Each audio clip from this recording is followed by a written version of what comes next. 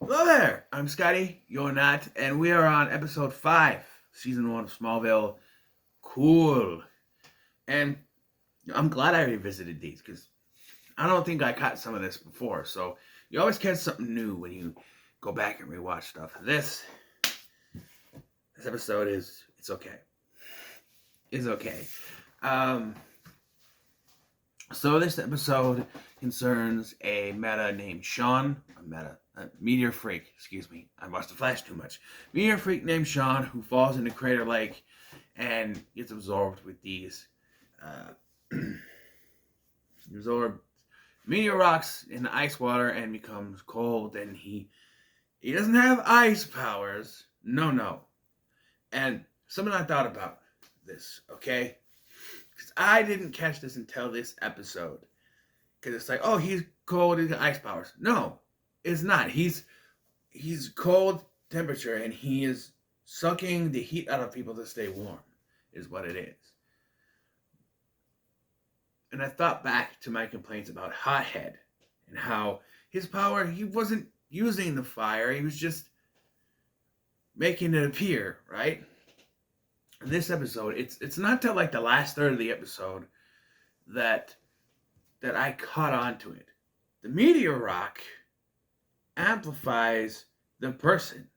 Whatever you are, it amplifies that to a degree. So think back, right?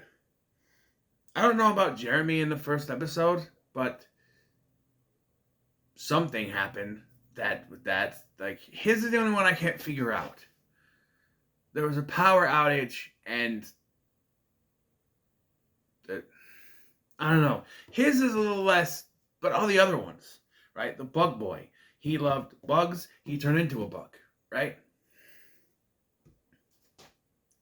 That might be reaching. Then you got Hothead. Coach is a hothead. He's angry. Fire, right? But it's not fire that he can control. It's fire that comes out because of his rage.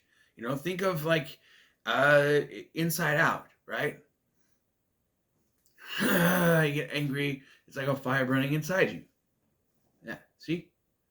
That X-ray. In X-ray, Tina had a bone disease. And so the meteor rock, that affected her bones and she was able to turn into whatever, right? And now Sean, he's a womanizer. He just wants to put another notch on the belt, hook up with women. He wants body to body contact. So when he's affected by the meteor rock, he is so cold, his body temperature drops and he needs to get warm. What's the only way that works? Body to body contact. You know? It sort of amplifies that. Even some of the later ones I was thinking, like, yeah, there's some sort of, you know, thing. So we start the episode with some 2001 CGI of Crater Lake. And I thought it was Hourglass. I'm like, oh, wait, this is cool. And there's a party. There's just a random party out, a bonfire thing, I guess. We already had Homecoming. This has to be like November, December-ish by this point, right? It's episode 5. So if Homecoming was in the first episode, which is usually October, right?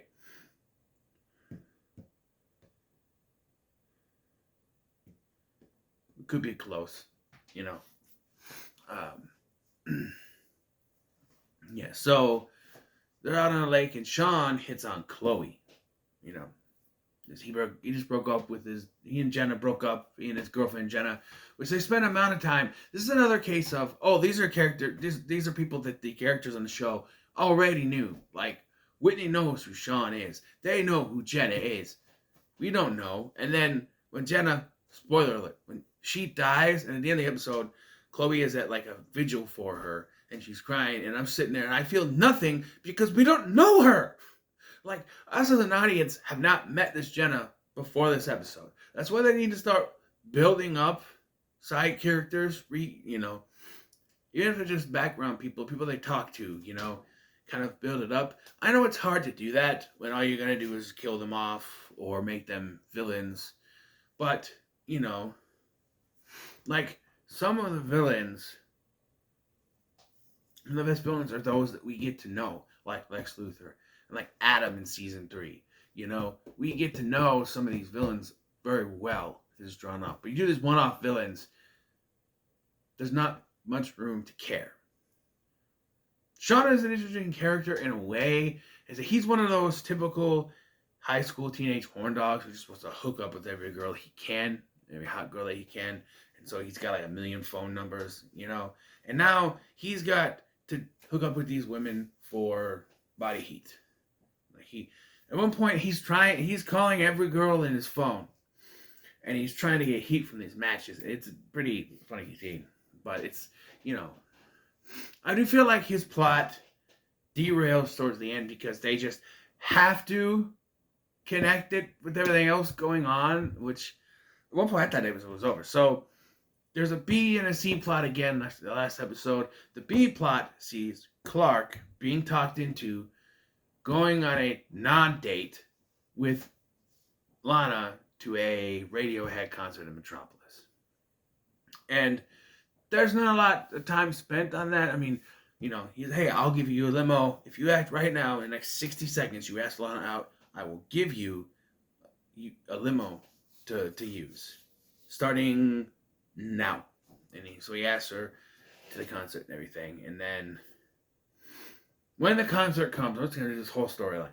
When his concert comes, they are in the limo, they're talking. It's a little awkward conversation, but it would be because she has a boyfriend and you told everyone that it wasn't a date, And then he sees the report that the police are looking for Sean because of what? Stupid. I thought I killed you. It's like little tiny flies, gnats or whatever, just flying around. Anyway, what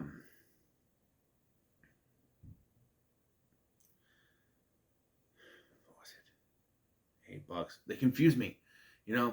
That bug episode, I was a little confused, but oh, right. So they see a news report on the TV in the limo, which is a thing, that the police are looking for Sean Kelvin in connection to Jenna's death. So Clark, realizing knowing that Sean was supposed to meet up with Chloe, because that was the last conversation they had. They're going to meet at the Torch, which, Chloe, why wouldn't you meet in a public place? Why the Torch? I know she's got to do newspaper things, but I made me scratch my head. She's like, yeah, he's going to meet me at the Torch. I'm like, oh, well, that's not a setup at all. I understand that if she did try to set up a place, you might try to, really, it's not some personal place we can just talk, But yeah, she does get attacked, and Clark has to go take off to save her. Something I've noticed going through this is that Clark does a lot of things alone. He does a lot of things by himself. He could have easily had the limo driver take them to the school, and both he and Lana showed up. Lana could take Chloe out of there, but he fought Sean. But instead he leaves Lana at the coffee bean, whatever it's called, the beanery. Is that what the coffee shop is right now? It's not the Talon yet. Talon doesn't exist yet. At the beanery, the coffee shop. Let's say coffee shop. At the coffee shop. And then goes to save Chloe. And there's something else that made me scratch my head. I don't know, this is the first season. This is probably why they expanded things in future seasons, like having Pete know eventually. Because Pete shows up with his date later and talks to Lana. Then Whitney shows up. He's supposed to be watching a fight with the guys, but he's somehow at the beanery now. And it made me think, wait a minute. Wait, he had plans, but now he's just at the coffee shop? Why is he there? And I realized it, because they have to force Lana into the finale of this episode. Now, it didn't go like I thought it was going, because I don't remember everything from this. Because what happens is, Whitney goes to take Lana home. Clark shows up at the coffee shop. By the way, Pete gets to take the limo with him and his non-date friend, whatever. And,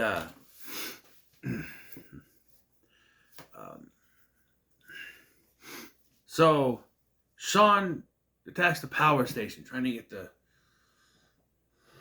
the heat from the power. I don't know why I did it like that. The heat from the electricity, right? And then, all of a sudden, when Whitney and Lana are driving, he's just in the middle of the fucking road and causes them to go off to the side. And I went, no, this is a stupid way to get Lana invested. I'm like, if he kidnaps Lana, he doesn't. They end up at Lex Luthor's house, which is where the C plot is going on. There's a C plot. I told you that. I forgot about it because I was talking about the B plot. The C plot is that Lex wants to help the Kents with their failing farm because they're kind of, they're not producing stuff that they, they need. So he wants to help them. But of course, Jonathan Kent is stubborn. We won't learn why until season 2. I think it's season 2. Where we learn why. But he hates the Luthors. And, sorry, my head itches. And I'm touching my face a lot. My nose itches, first of all.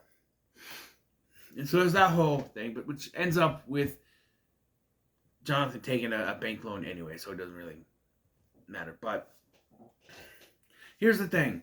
Lana had already told Whitney in the truck, in his truck, about what she was doing tonight with Clark. Well, I thought it would be even funnier because they walk in and Jonathan and Martha there, and they're like, Lana, she's like, Lana, where's Clark? And I thought it'd be even funnier if she didn't say anything to Whitney. And she walks in and the Kents are there and she's like, where's Clark? And he'd be like, Clark. What's she talking about, Clark? Like, I don't know, it'll be a little funnier. I'm an amateur comedian. I like to seek the funny out. You know what I mean? But, yeah. And that's really where that goes. It doesn't really attack them like you think he would. He's in the middle of the road and doesn't go after them.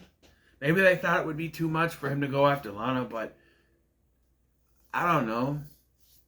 If you wanted to have Lana as part of this thing, have Lana go with Clark, and when they get Chloe away, he grabs Lana and takes off. That could have been something. Although that probably been too close to Greg in the second episode. But anyway, yeah, ultimately, Sean is defeated. I think he's dead. We don't see him again. Like I said, they get this memorial for Jenna, which I don't really care about because I don't know her. Right? Just to touch on the C plot a little bit. Something I noticed in many rewatches, but is that they seem to have negativity towards Lex Luthor because we know he's going to become the villain. And it's something I always thought with the show, that if people just accepted him more, if Jonathan didn't push back a lot, if people just accepted him as a person instead of, distrusting the Luthor name because of who his father is and pushing him away and all this stuff, maybe it might be different. And there's a different universe where he's Superman by season 8, but not really Superman. And all the main villains are done before he becomes Superman. It could be different. Lex Luthor could be a good guy. Who knows? But there's so much distrust that he just starts to become more distrustful. Of course, he was raised differently, as we find out. But, I don't know. I just hate this. Oh, Jonathan doesn't trust him, and then it ends up he's the bad guy, so Jonathan's going to be right. It's like, there is some good inside Lex. We see that several times throughout the series, and I feel like, I don't know, if there was more trust towards him, the good would have outdone the bad. I'm just saying. And when it comes to the villain plot of this episode, again, because they're going this route of it amplifies the characteristics of the person. He doesn't have ice powers. He's just squeezing the heat out of people and freezing them. The freezing effect is a little meh, but it's fine. It's better than the fire effects. Clark walking through the green, in hot head, but this was fine. So, at the end of the day, I'm going to give this a 3. I'm going to give it 3 out of 5 Superman logos. 3 Superman logos out of 5. I got to say it right. 3 Superman logos out of 5. So, what are your thoughts on Cool? I forgot the name of the episode. Let me know in the comments below. Make sure you like, share, and subscribe. Thanks for watching. I've been Scotty, and I'll see you in the next one.